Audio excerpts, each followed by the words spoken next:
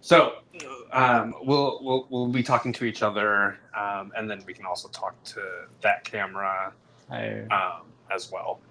And then this is your camera, so it's just. Oh, but I'm looking at you. Yeah, but you're looking at me because it's giving So me. we're talking, and we're also talking to the And we're also talking audience. to the audience. You at home. Yeah. Totally. Are you ready? Yeah. Yeah. Let's get into it. Awesome. I'm excited. This is, never before. Totally. I can't believe this is happening. Super awesome. Okay. Well, I know you have a whole script, but I feel like there actually is a start we should have to this, which is this might be my first time on your podcast. Yes. But I actually did have a hand in it very briefly, very smallly from the beginning. Yes. Do you know what that is? Yeah, talk about it. I made your logo. Yes. Yes, you did. So, yeah, I think that was like kind of, AI had just kind of come out on the scene. And I don't remember what you had, but I was like, let's do something different. And so, I was like, you're a rocket ship. So let's make it like a rocket. And I guess it stuck. You still have it, I think. So. Oh yeah, it definitely stuck. I think it's going to be staying with us cool. quite well. So yeah, that was like I was so excited to like see you run off with it. It's been dope. It's been dope to follow you. Thank you. I appreciate that. I appreciate all your support. It's really wonderful. Of course. I just really believe in collaboration, partnerships, and in business and in friendships. It's just really nice to have a certain amount of give and take. Oh yeah, right. I think it's That's always very compliment. It's good to like be generous because you don't know how things will come back. So for example, like I made your logo, but I'd also never been interviewed. And like you asking, and you pass. But no, like maybe you can relate to this, but there's a certain point where you kind of have to like start to take yourself a bit more seriously, and so it's like, okay, yeah, actually I do have something to say in an interview setting, and you doing that was everything. So, yes. Anyway. Cool. And so also another thing that I'm trying to do for my podcast is trying to get more people to say my podcast name. So we're gonna look into the camera and say startup or shut up. Okay, so ready? 1, 2, 3. Startup or shut up. Got it. Fierce. Okay, now they know. Yes. Okay. Awesome. We are finally in it. Thank you for everyone that has joined for the first season and has followed me. It's been a wild ride, and I'm dedicated to giving you guys the best information from the most amazing, inspiring solopreneurs and entrepreneurs to inspire you to start your business and to learn from. And my promise to you for second season is having really engaging content, and that's super beneficial to you as well. And so please go ahead and let me know your thoughts, and I will make sure everything goes towards your way, kind of thing. Sorry, I'm a little flustered at the moment, running around. But so as any entrepreneur would be. Yes. So trying to calm my brain down. Okay. Deep breaths. We got this. Totally. Okay. Cool. So I have PK Fire, John, on my podcast today. He is a DJ. I actually met him at Splash. I don't know what was it, 3 years ago? Yeah, I think at this I point. think I've been in Chicago for 4 years now. I thought I'd only been 2, but it really like snuck up on me, and I was like, oh shit. Because the longest I've stayed in one place was Seattle for 4.5. So I'll be excited when Chicago passes that milestone. But Splash, okay, I'll believe it. Was I DJing, or I only DJed there once, and it was like during the day. No, you were out. pre-DJing, so you were just marketing. So I ran into you and we exchanged information, and I was like, hey, I'll connect you. And you told me when we were at Queen one time that I was your connection for your first paid gig through my friend Robert. Right. Oh my God, yeah. And for then a corporate event. Yeah, I started DJing for CCC. Intelligent Solutions. Yeah, they're a fantastic corporate partner. I think I met him through the house party that you brought me out to. Mhm. So you've actually had a big hand in my DJ career, especially the gigs that pay, which is incredibly rare Yes. in my line of work. Definitely. Yeah, I am a bit nervous being on this podcast in the sense of like I almost feel like the anti-preneur. A lot of nightlife ventures aren't particularly lucrative. Interesting. And a lot of solopreneur content, whatever, is a lot about just like how do you get a sustainable business? How do you get something you can live off of? And I'm kind of on a different path from that, but still very entrepreneurial. So it'll be interesting to see kind of your view versus mine and how to going about that. Totally. Yeah. Yeah. I mean, it does. I feel like every time that I engage with you, I'm bringing you a little step closer to be more confident and to like give you that. You make people confident for sure. Oh, perfect. Awesome.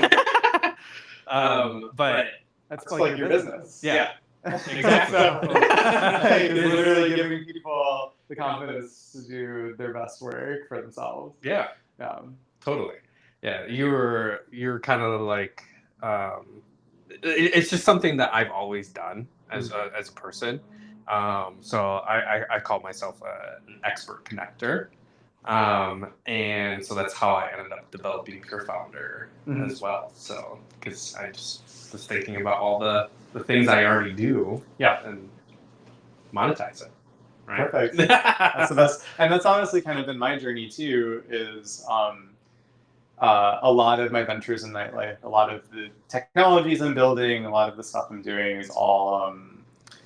I think I tried to start some businesses. I did like a coding. Trying to make my own coding boot camp, teach people, because I kind of like teaching, but that was like, I was trying to start a business because like, well, I know how to code and I'm good at teaching, so this will be easy. And then you learn about funnels and you learn about retention and you learn about engagements and like all these other things that are, it's not just about whether you can teach, it's about can you build a community of people who will continue to engage? And it turns out to be a lot of work. And so when I started going down the business for money path, I started to realize like, okay, maybe I should just do things that I would be doing otherwise, which has led me to kind of all these different hands I'm putting in pots. So, yeah, definitely. Yeah. So before we start talking about that, let's talk about John. Okay. So tell me about where you grew up, your family. Like, let's start at all the baby way at the John. beginning.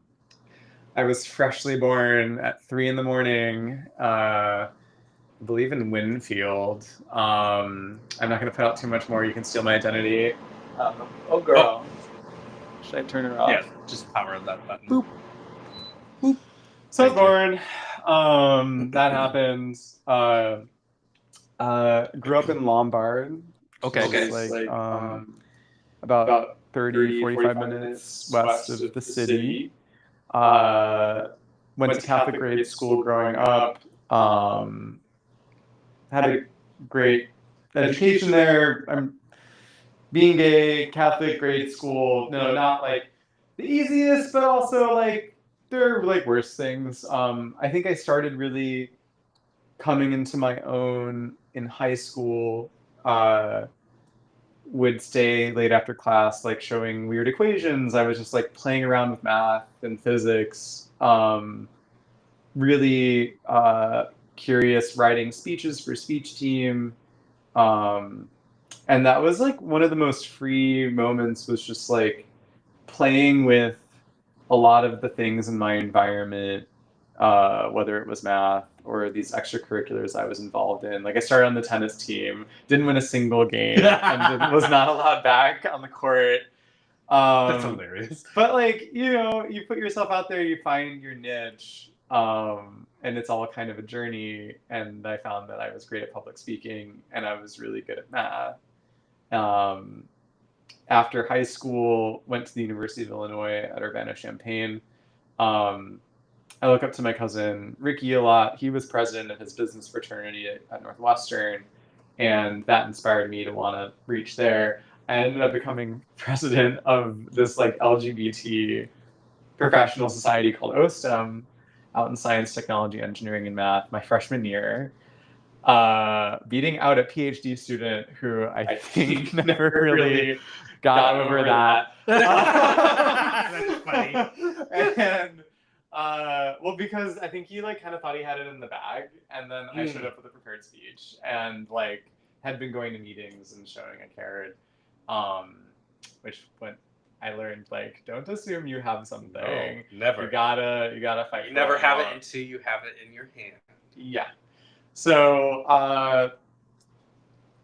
had a bunch of software engineering internships at various companies, LinkedIn, Bloomberg, State Farm was my first one, and then hated coding. Hated it. I loved it in college. So I loved academic theory. I loved even some of the coding classes because it's very contained. Like you're working on sort of more higher level math concepts you're expressing in code. Yep. But then when you get to industry, there's just like, okay, I have text in a text box and it has to go through all of this crazy bullshit before it like goes into the database, and like I have to work with all these libraries, and it was just a lot of like, how do the Lego pieces fit together? When I was more into like the beauty of the math and recursion and all this stuff. So the creativity part. Yeah, I mean, but there is creativity in these other things. It's just like what interests you, and it wasn't part of the beauty of like now I like develop my own website, Queen Directory, with AI, and it's taken a lot of the like implementation details that I didn't find as interesting out of software development, and it solved them. So like I can think about, oh, how do I cache things so that the website's more performant? But I don't have to learn about the exact library calls that allow the caching to take place. And so I'm able to take like these high-level computer science concepts and work them out with this tool that's just great at expressing these ideas in concrete code. And so I was butting heads against that in a lot of my internships, until I finally landed into like program management, product management, because I was talking to a mentor. I was like, I hate coding, but I like having the CS degree. Like, what do I do? Yeah. And he was like, oh, well, is there any part of your job you liked? And I was like, well, when I was coding, I would like get to like, I'd be doing the spec thing, says what we're supposed to build. And then I get to some weird edge case that wasn't accounted for. And my favorite part of the job was when we'd have to go, if it was complicated enough, like there'd be a meeting where we'd like figure out the weird gray area. And I loved that meeting. And they're like, oh, well, there's like a whole job for that. And that's how I got into the kind of the program product management part, which I continue to work as a day job, like to this day. Oh, yeah, really? Mm-hmm. Cool. That's super fun. So then what made you interested in DJing? Because tell me a little bit more about that. Like the tech to DJ pipeline. Yes, it's quite strong. Yes. No, I think well, I bought my first deck in San Francisco after going to EDC, Electric Daisy Carnival, which is a music festival in Las Vegas. It's like the biggest EDM festival, I think, outside of Tomorrowland or something. I forget what the name of it is, but it's like this big. There's a big festival in Europe, and the one step below that is EDC, which is the biggest one in North America. And I went in with I had no idea what to expect, and owls are my favorite animal, and like it turns out this was the logo of this entire massive electric festival. And so I'm there with my friends.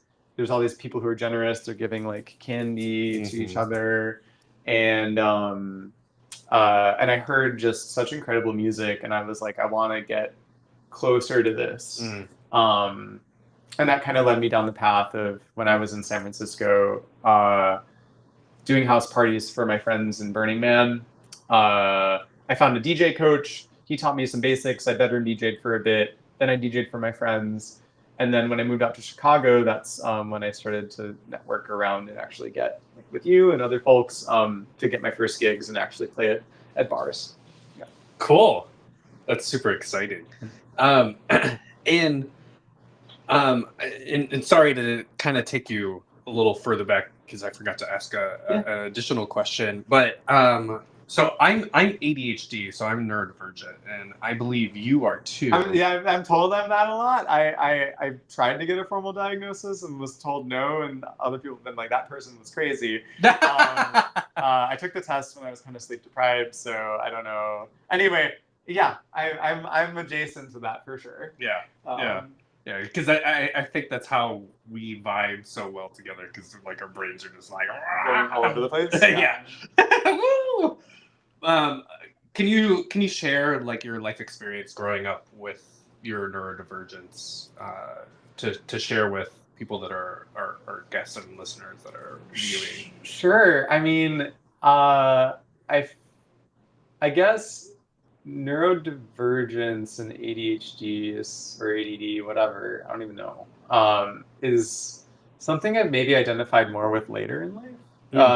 At the time, like, I mean, in high school, everything was just grades and my extracurriculars. So I was like to some extent focused, and like outside of my study, I was like seriously focused. In fact, like I think because I wasn't out until I got into college. Like I came out halfway through my senior year when I got into U of I, because I was like, fuck y'all. Like I got like into my dream school, and if y'all have like I was bringing up my homosexuality in like government class, English class, relating it at all to the subject matter, calculus. Like I don't even know how I managed that one.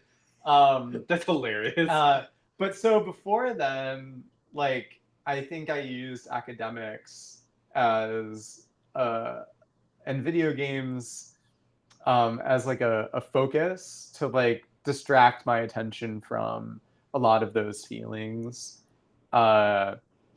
And then after kind of going to college, like I guess it wasn't until I was out of the structure of education that then it just becomes your job. And I was really lost for a very long time, because there was a moment in my life where I thought the end all be all was working at Google, and then I got it, and then it was a bit like the dog that catches the car it was chasing. Like I don't know if I was actually supposed to get this, and now that I have it, I don't know if I want it. And so I used to, and there was a world where I defined my entire life, and like, okay, I'm going to be the straight A student. And once I graduated, I was like, I'm going to be the person who gets into Google. And when I was the person who got into Google, I was like, I don't want to be that person up there. So what do I want? And that's, I think that met with my curiosity about music through EDC into the career I have today. That's super cool. Yeah. Awesome. Love all of that. So your question, like, I don't know if I really struggled with ADHD. I was so focused on academics, it didn't really I didn't struggle with like, I'm not paying attention to my homework or I can't do the thing. Got it. Cool. Well, so let's start talking about where you're at with PK Fighter, right? Yeah. Let's get started there.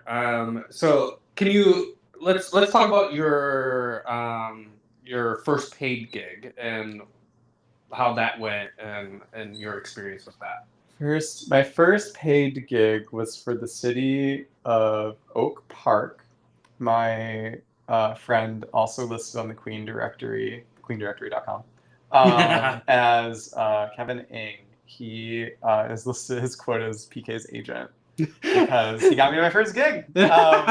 And so I did the Pride Fest that they had out there, which was super cute. That's super awesome. Yeah, I'd gone there, I think, maybe three times. I think twice, but I think one of the gigs, I ended up playing a song that had like swears or something in it, so I was not as back. Oops. But you know, I was playing a lot of clubs, and I think there's a different mindset when it comes to that type of DJing, corporate settings. Thankfully, CCC does not have this problem with me. But anyway, so that was my first paid gig. Kevin knew someone working in like the Oak Park government and was like, I have a friend who DJs. And that led to that opportunity, which was great. So in the whole DJ world, it's very much about like who you know and that person knowing someone who can, like, in some weird meandering path, you get your first opportunity. And it's a lot of unpaid putting yourself out there in the meantime. Yes. Yeah. What part about DJing is the part that made you most interested? Because you're super intelligent, right? Like, try to be, yeah. You're super logical, and DJing is just it's a whole different animal than math, right? It is. It definitely is. Because, like, I guess, like, I mean, you tell me if this is the route you're going down, but yeah, it is more like feel, and it's, I mean, you know, I talk, love you, Mom, but like when I talk to my mom about, like, you know, I'm throwing Firehouse and like, and that's just before Easter, like the initial instinct your family has is like, oh, like you're getting fucked up before the family function. But it's like, no, like I'm like leading like an event, like I'm working. And so if anything, it's kind of been like nightlife is play, but because of my background, I think I do bring somewhat of a structured and focused energy to it that like is just, I hope, a fresh perspective that allows me to lead things well and support this community in maybe unique ways that people who don't have this tech background, literally developing software for the community, like totally can do. Yeah. No, I think it's fire. Quite honestly. Quite honestly, I think you have a huge opportunity because most creatives they're not organized. They're not able to advocate for themselves. They're not able to, you know, they don't have necessarily the business aspect too, and it's something that they're learning on the job. But like for you, from your background, and to be able to go into DJing, I think it's just gonna completely blow up. I mean, I hope so. But again, like, and this is something I've been like wrestling with, is things have, because there is momentum now, and like as humble as I'd like to be, I've now had 2 successful Firehouse parties under my belt, and it's not looking like it's slowing down, which is great. But I've had some folks come up to me at various points and be like, oh my God, like, Icarly and all this stuff, which is flattering and fantastic, but like,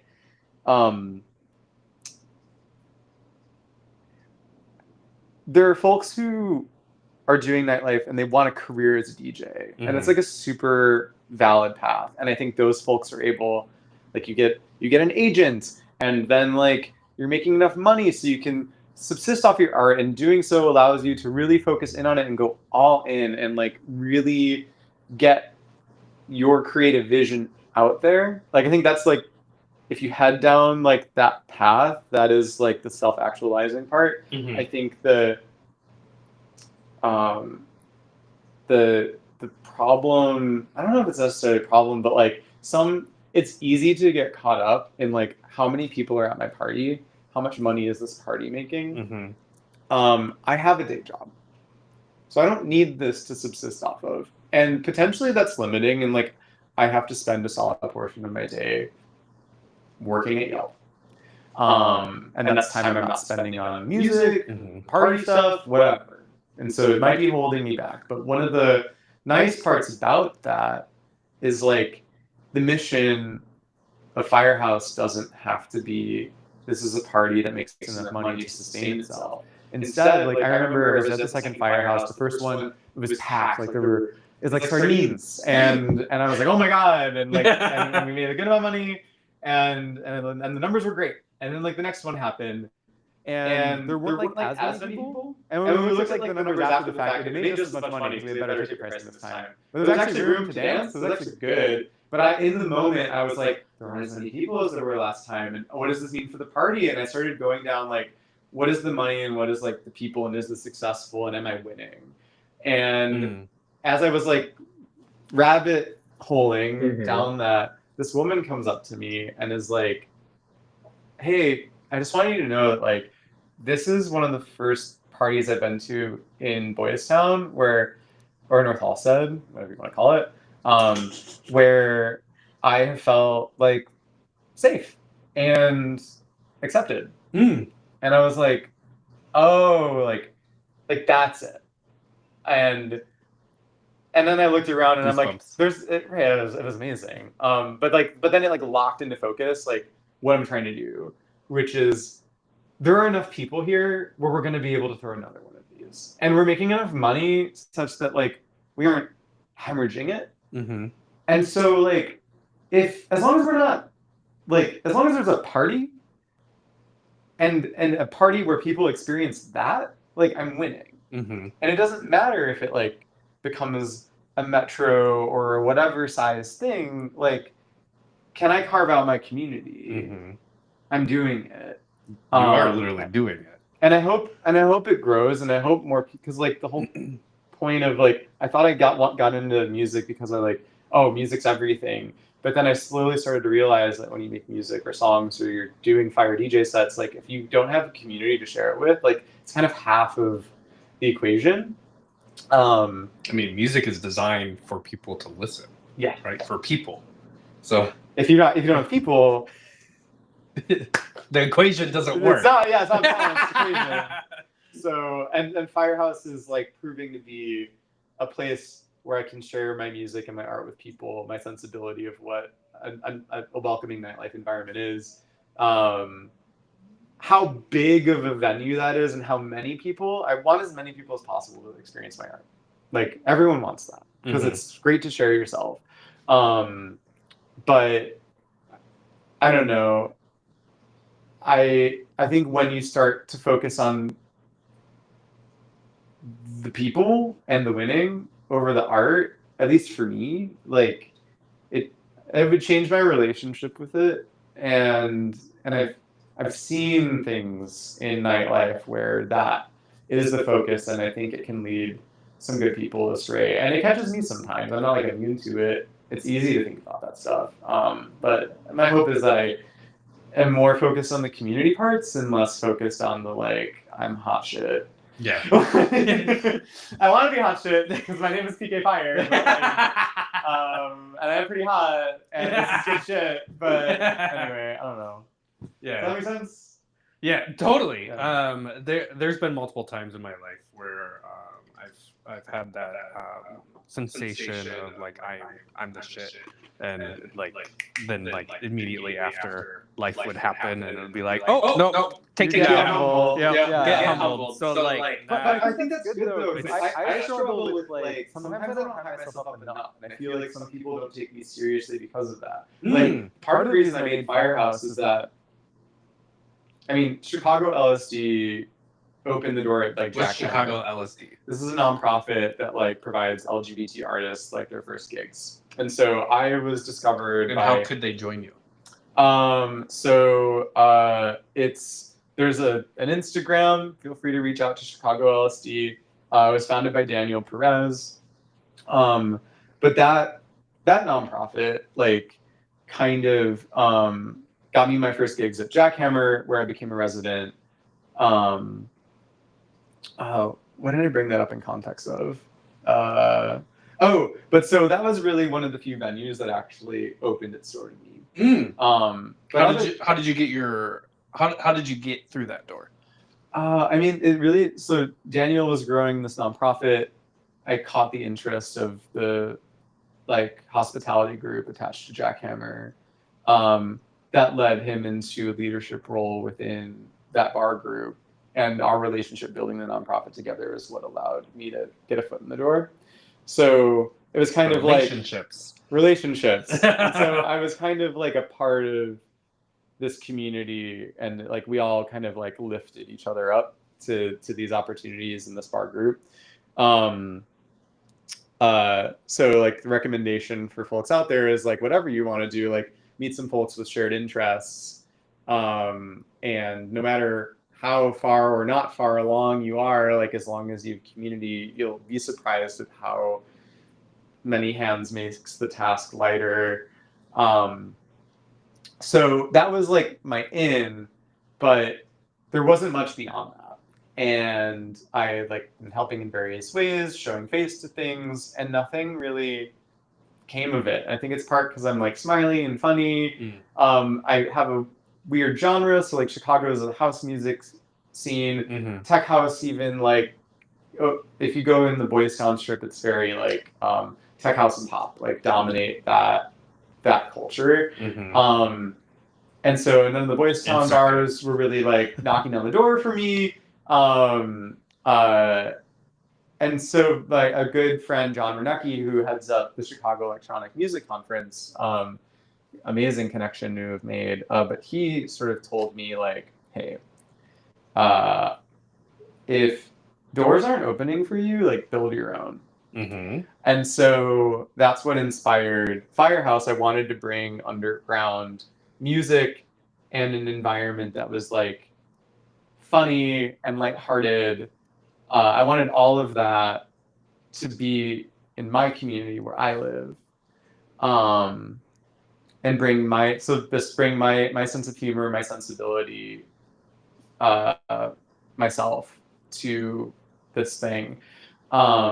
And thank God it caught on and people received it so well. And it turned out that like a lot of that, even if I didn't get to play any of these venues I was like showing face at, like the connections I made there, those people showed up for me when I struck out on my own.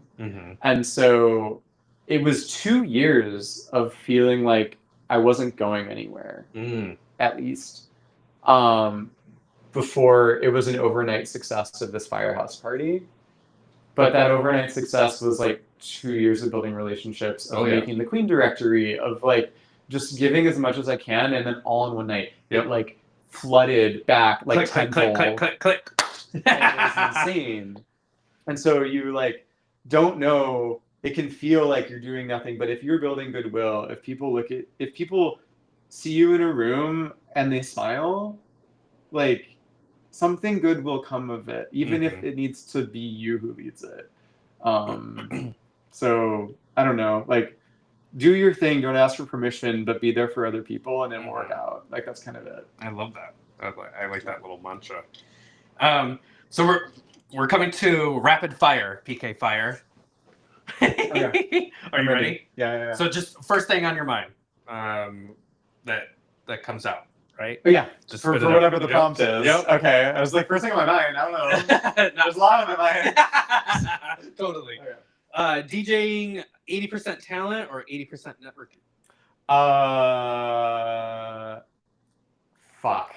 That's the first thought. I would say it depends what you want. Ooh. So, like, if you want to just play, 80% networking. If you want to do your thing, 80% skill. Cool. Well, even then you need the network. I would say it's 80% networking. But like, if you're a bad DJ, if you're not spending the time like it'll be such a waste when you put all this effort into the networking. You should really work on it. But it is kind of 80-20 networking. Totally. You gotta know people. It's people. Remember that equation? It's so easy to forget the people part because you're doing music. So yeah, totally. Free gigs early, smart, or is it a trap?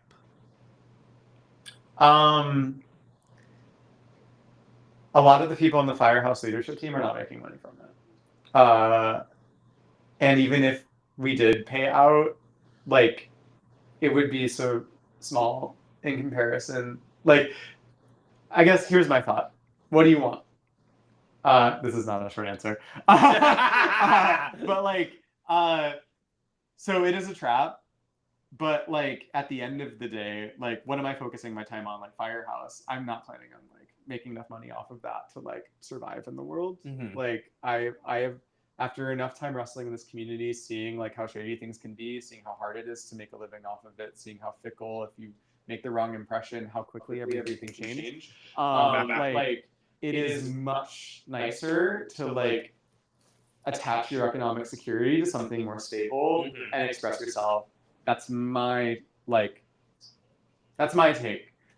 Take it or leave it. I think there's definitely people who would say otherwise. Now, so to the point, like I would rather do gigs that I believe in and like than focus in on the money, because like it's really hard to make a living off of this, and it's going to be hard to focus on the money for it. So that's my take. But like, you also want to feel respected. Like I remember I was doing a gig for free, like not rapid fire at all, but I was doing a gig for free, and because like it was a new show and they needed a DJ to just like be doing the music for it. It was like a burlesque show, and I was like, I want the show to succeed, and like, and this person's a part of the group, and so I just want to like support, right?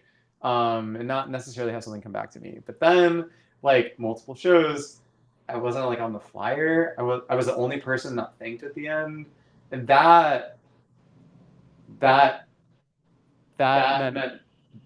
that was worse than any amount of not getting paid. Like because I'm not. My talent, my contribution to this is not being respected. Totally. And so like, thank you goes a long way. But especially when it's like the end and everyone else is. And it's like, yeah, we did it. DJ play the song, and it's like, you could at least say DJ. Yeah. It's the same number of letters. Yeah. That's true. But so like, yeah. So for me, it's not really about the money. My Firehouse team, they do it because they believe in me. They're hopefully getting something out of it for their nightlife careers, and we're trying to do something bigger than just like make money. I hope I can pay my team. I hope at some point we're on this rocket ship together, and the only thing I promise them is I'm going to treat them well and fairly. So, and we're going to take it a step at a time. Yeah. Cool. So. Next rapid fire. Okay, I'm gonna make it I promise I'll make this rapid. Throwing your own party, power move or risky? Power move. Ooh. I threw my own party that didn't go well. It was called Go Faster. It was hosted in like the party room of my apartment building, and it was a flop. But like I learned a ton from it. I learned you should have hosts. They help bring people. I learned you should go to a bar. Even there's cheap ones. Like at Baby Atlas is a great starting point where like they have a low bar minimum and it's in the basement and it's not glamorous, but you can get something there. So like do it at a bar. But anyway, like you learn from that. And failure is wonderful because it's a learning process, and people are so scared of failure. Yeah. But they need to embrace it because you learn so much from it, because you won't make the same mistake twice. You can always learn another party. Yeah. Like it's not the end of the world. No. We're still here, and Iran is we're in war and all of that. Not the Iran blah, moment. Blah, blah. All this craziness in the world. But embrace failure. Yeah, embrace failure. Chicago nightlife, opportunity, or do you feel like it's oversaturated? I hear the word oversaturated a lot. I think that that word is very so Short answer, opportunity. It's not oversaturated. There are a lot of people who want to DJ. But there's a lot of people that want to go party. There's a lot of people who want to go party. Also, like, I mean, like, it's oversaturated. If you want to make a living and you need to play every big club, then yeah. But like, if you want to express yourself, if you want to like go out into a community, make connections with people, take those connections and do art, you can do that. That is out there. Anyone can do that. Totally. It doesn't take. Then there's no oversaturation in connecting to your community. Definitely. Best crowd you've ever played for? There's so many. One recent one that comes to mind. Shout out Adonis. Played Queen recently. Adonis Childs, an amazing mentor and person I look up to. He had a birthday party. I was in a lineup of all house DJs, but I'm a speed house DJ, which is a little different. I go faster, it's higher energy. Yes. But it was this underground party, and I was like, fuck it, I'm gonna do me. And like, I started off normal house speed and level. I ended on that, but in between, I ramped up to my sound, and people were like going off. And I Jam and Gerald pulled up my favorite like ghetto house juke song. People were like shouting, and they were like, because I'm like this white ass guy playing like this ghetto ass song. Totally. But like I love that sound, and I love how fast it goes, and it plays so well with my core genre. And it's so core to Chicago, you have to know about it. Like, just seeing this song that I identify with so much, that makes me feel so great, electrify an entire room of people. That was kind of everything. And other than that, Scarlet was also amazing. It was my first time playing for the community in like a big setting. That was incredible. It was for Daniel Perez's birthday. That's cool. That's super cool. You just something just clicked in my brain. So there's a song that like is just like going like on my repeat right now. I don't know if you've heard it. Like trap. Yeah. It's sick. Like, yeah, I don't know. Like, that's hot. It's really good. But yeah, I just love music like that, where it's like black artists do it best. Like, that's just what I say. It's just the creativity and like the rhythm is just like awesome, and like it's just like Oh, it's hot. Oh yeah. I'm already sending it to you. Yeah, it's newer, but yeah, I'm always listening for new music. I'm super into music. I DJ a little bit too, so. Okay, we'll have to spin though. Yes, absolutely. Yes, we'll have to do back to back. Anytime. I got the decks in my place, so. It's right there in my bag too. Perfect. Worst song request you've ever gotten? Oh, there's so many. The chicken dance? I know, that's a great one. No, I'd say the worst one. This is the worst one because the person prefaced it by saying, I DJ, and then came with the request, and if anyone DJs and has any amount of self-awareness, they would know you don't do a song request to a DJ. Yes. Unless you're giving them money. Yes. And so he came up to me at this like cookout for my building that I was doing for free. Which they fined me for that party in the guest room and then had me do the gig for free after. And so like the next year, if they ask me back, I'm gonna like say, I'm happy to do the gig and charge them exactly the amount they charged me for the room. And just to be hella petty. Yeah. Anyway, let's not get into that. I'm at this cookout, this person comes up to me and I don't even remember, but some like dirty, like very profane, like 90s rap song, which like great. These are great tracks, but I'm looking around at like a sea of like 5 and 7-year-olds, and I'm like, I don't know if I want to like fuck bitches and get money right now, like because we are at the cookout and these are children. So the DJ asking for that was probably up there. That's hilarious. Yeah. That's really, really funny. Mm-hmm. One song that always works. Hold Up by Jam and Gerald's. It is one. I mean, but that also takes a little bit of a specific crowd. Like if you're opening for Coldplay, you're probably not going to get away with Hold Up by Jam and Gerald. Otherwise, I would say, God, always works. Like no matter who or what. What's that song? It's like, you'll never see me again. So now I'm Cry For You. I think it's by September, if I'm not mistaken. But that one, like, everyone's heard it. It's really fun and bouncy. Honestly, also, just like, anytime you like throw out Beyonce, people like it down. Hot take, like I don't often play her, like not exactly my like favorite, but like she is queen, and I will pay my respects where they are. Totally. So, Beyonce or Cry For You. Cool. Last one. After Party, yes or no?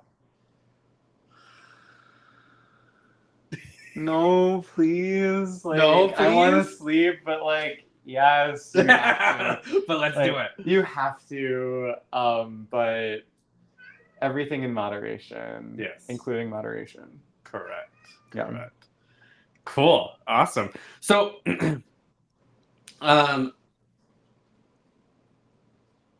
sorry. I'm gonna plug this in really quickly. Yes.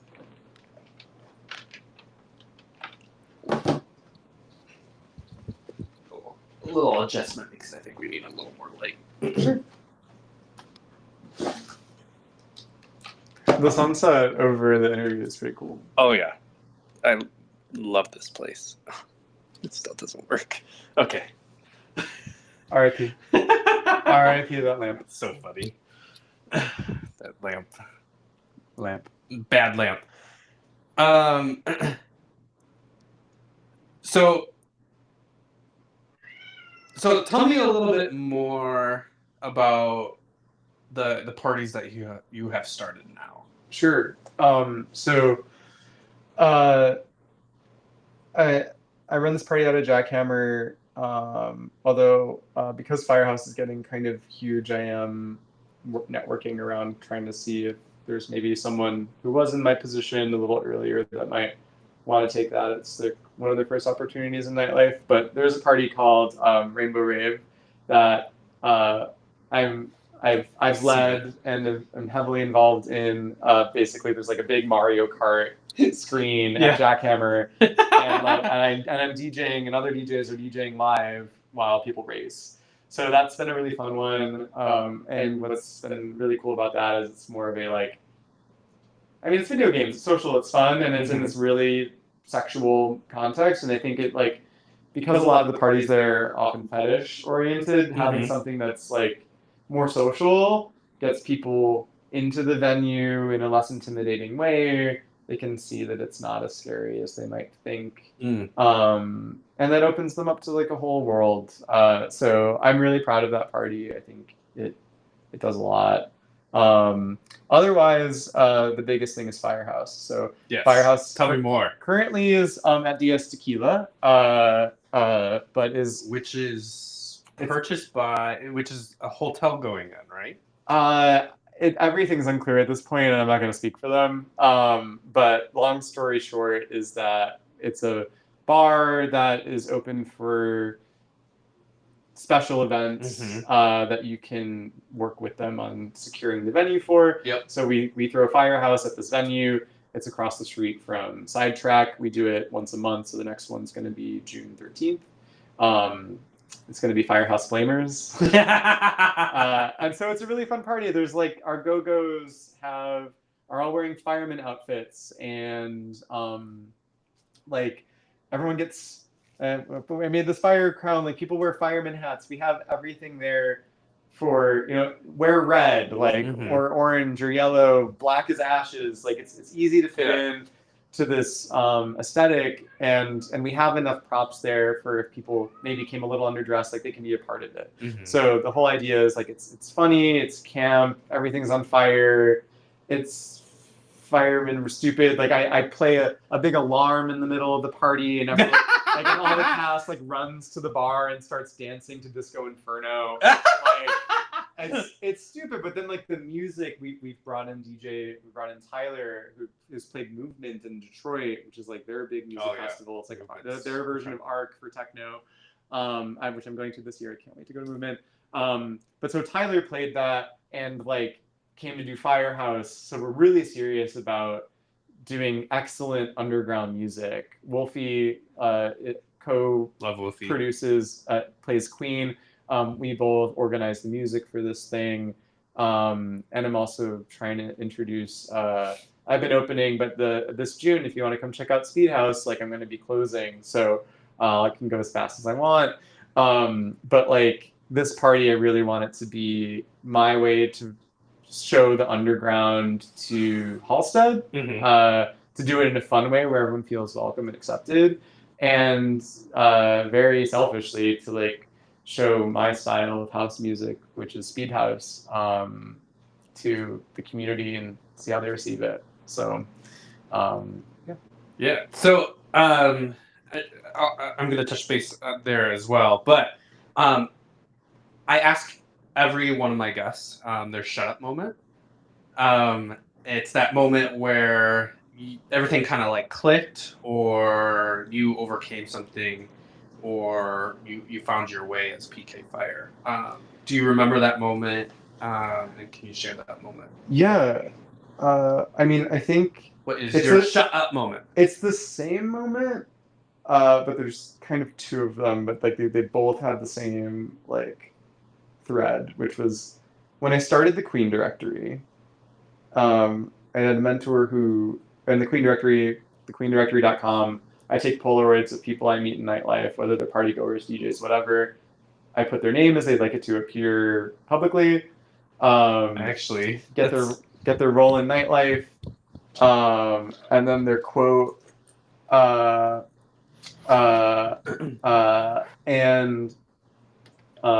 give your Polaroid. And then I give the Polaroid because I don't take pictures; I give them. And so Colin's entry, your quote is, "I look like a little boy," and it's like your face. So it's been this really cool art project, and when I started it, it's also a journal. You can make an account, take notes on people in the community. It's encrypted, so no one can read your notes, period, except you, because you have the secret key. I'm not going to get too much into that part, but like at the end of the day, I made this website to connect our community and for people to remember each other's names. It's that simple. And when I started this project, one of the people who was like most close to me said, people are like going out and they're all fucked up and they're not going to want their picture taken and they're not going to want to be in this. And it was such a like, I've seen so much like positive reception, and they're like, you may be surprised that like people who were close to you, and the same thing happened with a specific person in Firehouse where they're like, some shady stuff might happen in like this venue you want to work with, and like you be careful who you trust, and like this will ever work in Boys Town, and yeah, house music in Boys Town, who knew it could work. But so like my shut up moment is that like some of like the people closest to me when I was striking out on my own tried to sow doubt, and the shut up moment is like, I'm not going to hear that. I'm gonna take a chance on myself. I'm gonna put myself out there, even if it crashes and burns. At least I took the chance on myself, and I'm so glad I did. Because the Queen Directory is now at 700 something people. Amazing. It's had like tens to like even like in some instances like over 150 views in like a day. Like people have approached me when I've said I like work on the Queen Directory. They're like, "Wait, you do that?" And like it's become a part of the fabric of this community. I'm so thankful for that. I'm proud of it. That's cool. And Firehouse is becoming that. I hope it will. Like we're only on our second party. I don't want to get ahead of myself, but like I see momentum and I see the community accepting it, and accepting my art and bringing it into the place, like the neighborhood I live in. Like so like shut up. Like even it doesn't matter who that person is. If you're doing something risky and you're taking a chance on yourself, like do it and fall on your face. And if those people laugh at you, so what? Because like you're taking the risk and you can keep striking out, but when you hit one home run, one's all it takes. Like oh yeah. So like keep falling on your face and don't let people who are stuck in their own way keep you from doing your thing. 100%. Definitely. Good for you. Cool. So let's go back to Firehouse. So I actually have a friend that that went to your party. Okay. And I was just like asking him like, what are your plans for the weekend? And he's like, oh, I'm going to this new party, blah blah blah. And I'm like, oh, interesting. Can you send me the information? I'm like, oh, I know PK. I'm like, you're gonna have a good time. He's like, I don't know what to wear. I'm like, it's very queer, so you can wear whatever you want. Yeah. we have the props for you, so don't worry about it. But red, ideally. But he had a blast. But let's talk about like ticket sales, because I mean obviously you have to have some kind of revenue, you have to have some kind of cash flow in order to secure a venue. Like let's talk about the first party and how your ticket sales ended up occurring. Yeah. So ticket sales. I guess what do you want to know about the ticket sales for the first party? Yeah, just like your experience of watching ticket sales, and also like how many tickets were bought 30 days in advance versus last minute. I would say 50%, maybe even 60% of your ticket sales come like week of, because gays don't plan. I remember telling someone, "Oh, are you gonna like come to this party?" And they're like, "I don't know what I'm doing tomorrow." And I was like, "Jesus fucking Christ." Yep. So. One of the biggest mistakes we made, like on the first party, was like we assumed no one was coming, so we had like $5 tickets, and like which wasn't going to allow us to pay like any of the artists. Well, we're just like, let's lose money, which who knows? Maybe that's like what allowed enough critical mass for us to get attention. So I don't have any regrets about what we did, but like. Firehouse sold a lot less tickets for the second party, but we made the same amount of money because of the pricing. So, and it was like less people, so you could actually dance. With that said, though, June, it's a more expensive month, just period. Yeah. Everyone wants to go out, and you'd be a fool as a hospitality group not to take advantage of that. Peak season. Peak season, because feast and famine. So, but like as we're heading into that, my team's really thinking about like how I want anyone to be able to come to Firehouse regardless of their economic like situation. Totally. The more I've met people in nightlife, the more I have realized that like $20 can be a lot for some people. And so yeah, I mean when you're only making $20 an hour. It's an hour of my day, and I need to also eat, and like who knows what other obligations you have. So anyway, all that said, like your ticket sales are mainly going to come before. We use Partyful a lot to push things. We make fun skits to like announce new parties, and like we really try to have fun with it. Social media can feel like a burden and a job unless you try to make it fun. And so like we stand out by like we're doing funny sketches. Like find your sensibility, find your point of view, and then just try to express yourself with it, and it'll make social media feel less like I'm just advertising to you all the time, and more like I'm telling a story, and that story involves you coming to this thing and buying a ticket. And so I would say just like and then push it to your friends. Like literally ask people, DM them. Mhm. Like that moves the needle. Mhm.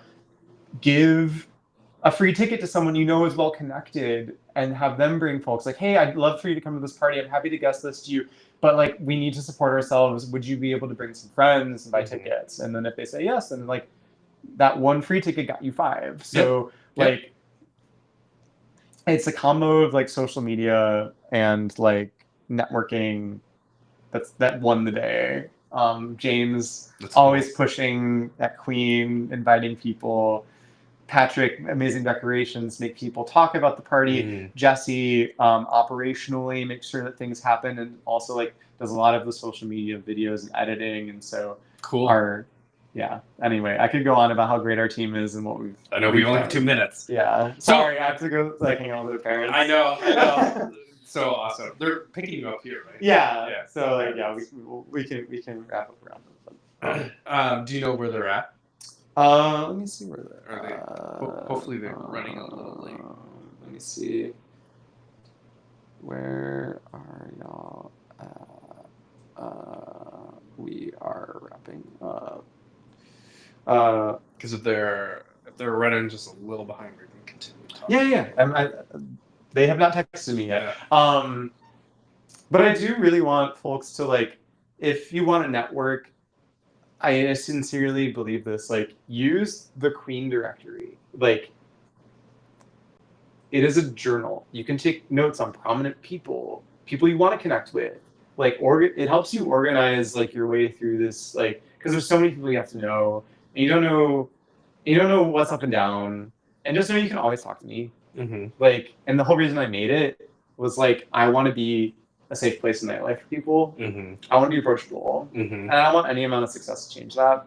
Totally. Period. Yeah. And I want this directory to help you find people, like-minded people you want to build your niche of this community with. Like, it's hard and it's scary, and some people aren't great. No. And I'm not going to sugarcoat that, but like, hopefully I can be something great to help you, and hopefully this resource at a minimum does that. So totally. Yeah. It's super cool. You can list Queen directory on my directory as well. I have a directory. You have a directory? Uh-huh. I'll add it. So small business owners can list their business and advertise for free on my platform. I'm down. Well, we make no money. Yeah. So all my shit makes barely any money. Which is the whole point of the day job. But thankfully, like, the team is so mission driven. Like, I don't know, it feels like we're a part of something bigger than just like a cash grab. Oh yeah. Yeah. Yeah, and that's what people really feel, right?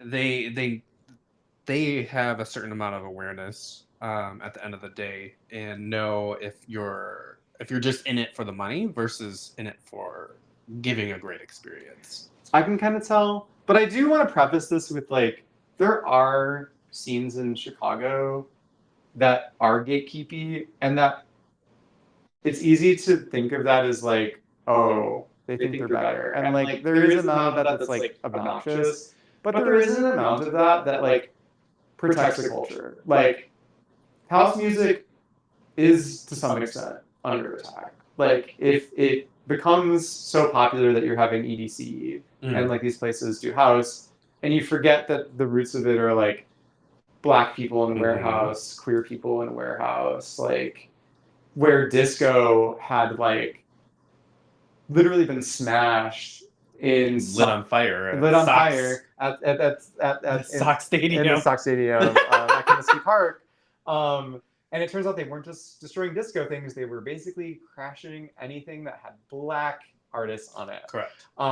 So yeah, that history like means that there is a sensibility and an original sound. There's something to protect. I understand why, like, some people, they want to protect their energy, they want to protect this culture that it's so easy to lose sight of unless you hold a line.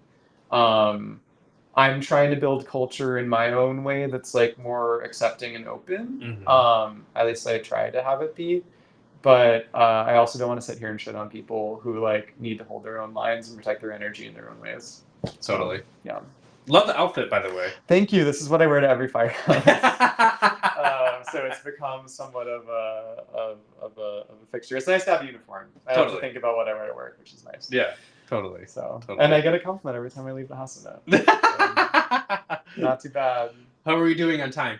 Pretty good. They're still not here yet, so. Oh, fabulous, fabulous. So, what would be one piece of advice for someone that is thinking about starting their own business or getting into DJing or trying to get into nightlife? What would be like one piece of advice for them? I think a lot of people are going to hate this. My recommendation, it's know what you want to do. Like if you're just gung-ho and like working for yourself, then maybe the advice is different. But here's my advice. I've come to learn that like I don't want to survive off of this. I want this to be what I live for, not how I live. And so don't quit your day job. Like, like especially if it's a good situation. That's gonna vary person to person, but like I love Yelp. Like and they're very flexible. I have family obligations I need to take care of. There are things with this party I need to do. And as long as I get the work done and I'm doing well, they take care of me and help me survive in this really difficult, harsh world. Yeah. And do so comfortably and live generously. I buy lunches for my team and I buy dinners for my team. And even though I can't pay them well, like I can show them that I appreciate them. And Yelp gives me the resources to be able to do that. I'm very thankful for that. But I'm in a unique position where I have a job that I like. Totally. So anyway, my advice is do it. Like I have like a fanny pack that I made where like my phone can attach to it by a retractable metal string. That business was a complete cluster because I brought all my friends into it and I had no idea what to do with them, and then the equity was fucked and there was like no point in continuing on with it. But I have a cool prototype. Like there's so many little things I did. Coding business, fanny pack, like, and everyone was like, "What the fuck are you doing? Like, you're doing all this shit." And like, I'm playing. And right, but it's like, well, at least I'm trying, even if it's like not working. I'm learning. And I'm learning, and like you will find as you dip your toes in all the different things, like one of them will stick. Do I like this? Do I like this? No, actually no. Right? But and I did a lot. Some of them were in parallel, and people thought I was like really disorganized and all over the place. But it was like it wasn't until I experienced all this stuff, like there's a moment of exploring. There's a moment of like focus, and like I'm entering into my moment of focus with Firehouse, which is why the whole like this like rainbow rave thing. I want to make sure it's still in a good spot because I believe in that party and love that party, but I see what Firehouse is going to become, and I like know that will require an outsized amount of my attention. Totally. And if I don't do that, like the moment could pass. So like, but like I only know that because I had all my irons in the fire and I saw the one that's becoming the sword. So like, do that. Hi, Dad. Are you here? Okay, I'll be down in a minute. 2 more minutes. 2 more minutes. Is that okay? Okay, I'll be right down. Okay, bye. Sorry, Dad. All good. So, 2 more questions. Okay. If you could go back to the moment that I met you in Splash, and you could share a piece of advice with yourself, what would that be?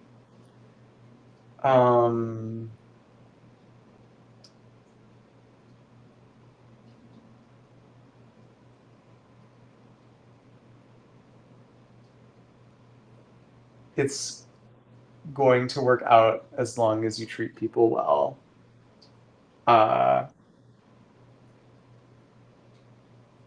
You will need to build your own door, and that's okay.